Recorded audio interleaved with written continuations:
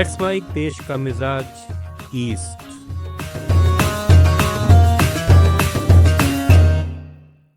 ये है let's mic modern radio और आप सुन रहे हैं पूर्वी भारत की खबरें। पश्चिम बंगाल की पूर्व मुख्यमंत्री और टीएमसी चीफ ममता बनर्जी वकील के केस में कलकत्ता हाईकोर्ट पहुंची। उन्होंने हाईकोर्ट में चुनाव के बाद हुई हिंसा से जुड़ी पीआईएल पर चीफ जस्टिस सुजोय पाल के सामने दलील रखी। यह याचिका टीएमसी नेता कल्याण बनर्जी के बेटे शीर्षा न्याय बनर्जी ने दायर की। ममता बनर्जी ने सुनवाई के दौरान कार्रवाई के कई पहलुओं पर सवाल उठाए। वह इससे पहले एसआईआर के मुद्दे पर सुप्रीम कोर्ट में बतौर वकील दलील पेश कर चुकी है।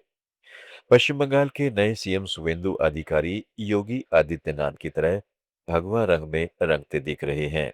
उन्होंने यूपी के सीएम आदित्यनाथ की तरह अपनी कुर्सी पर भगवा रंग का तौलिया रखवाया है।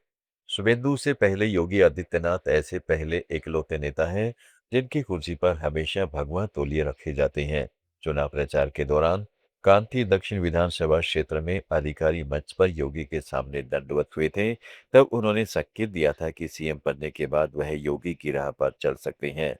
शुवेंदु ने इसे गोरखनाथ मंदिर के महंत के प्रति श्रद्धा जताने का तरीका बताया था। शपथ ग्रहण समारोह के दौरान उन्होंने केसरिया कुर्ता पहना था। इसके बाद जब योगी आदित्यनाथ ने उन्हें भगवा साफा दिया तब खूब तालियां बजी थी। पश्चिम बंगाल की मंत्री अग्निमित्रा पाल ने 24 घंटे महिलाओं की आवाजाही सुनिश्चित करने और शिकायतों पर प्राथमिकता से कार्रवाई करने का वादा किया है। उन्होंने कहा है कि राज्य सरकार यह सुनिश्चित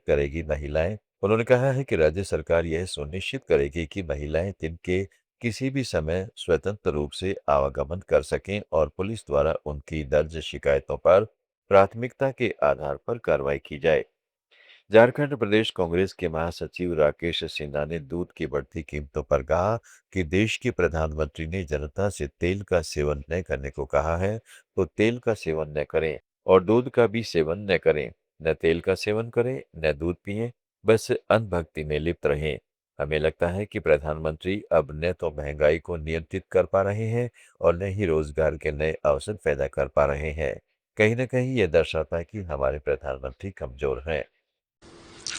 देश के प्रधानमंत्री ने देश की आवाम को तेल खाने से मना कर दिया, तो तेल भी मत खाओ और दूध भी मत पियो। ना तेल खाओ न दूध पियो, सिर्फ अंधभक्ति करो।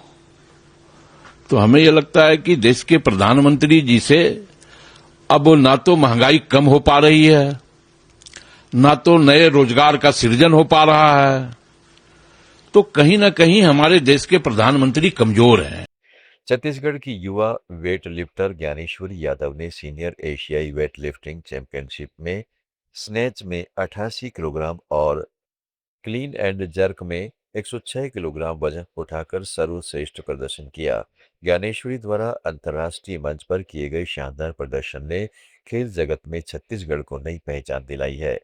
उसने 53 किलोग्राम वर्ग में प्रतिस्पर्धा करते हुए सिल्वर और कांस्य पदक अपने नाम किए। युवा वेटलिफ्टर की उपलब्धि पर सीएम विष्णुदेव साय ने उन्हें बधाई दी और शुभकामनाएं भेजी हैं। सीएम ने कहा है कि ज्ञानेश्वरी की सफलता पूरे प्रदेश के युवाओं, विशेषकर बेटियों के लिए प्रेरणादायक है। रेल मंत्री ने पुरी और कोरापुट को जोड़ने वाली एक सीधी एक्सप्रेस ट्रेन को मंजूरी दे दी है, जो ओडिशा के 10 तटीय, मध्य, पश्चिम और दक्षिणी जिलों को जोड़ेगी। भगवान जगन्नाथ की रथ यात्रा से पहले इस ट्रेन की घोषणा से लोगों में खुशी का माहौल है। यह पुरी को कोरापुट से जोड़ने वाली पहली सीधी ट्रेन होगी, जिससे दक्षिणी ओडिशा के लोगों की लंबे समय से चली आ रही मांग पूरी होगी। मुख्यमंत्री मोहन चरण मांझी ने नई ट्रेन को मंजूरी देने के लिए प्रधानमंत्री नरेंद्र मोदी और रेल मंत्री अश्वनी वैष्णव को धन्यवाद दिया है। उन्होंने कहा है कि इससे कोरापुट और संबलपुर क्षेत्रों के तीर्थयात्री आराम से पुरी की यात्रा कर सकेंगे। बिहार, पश्चिम बंगाल, उड़ीसा, झारखंड और छत्तीसगढ़ की ताज़ा खबरों के इस बुलेटिन को रोजाना सुनने के लिए डाउनलोड करें लेट्स माइक ऐप। जुड़े रहें लेट्स माइक के साथ।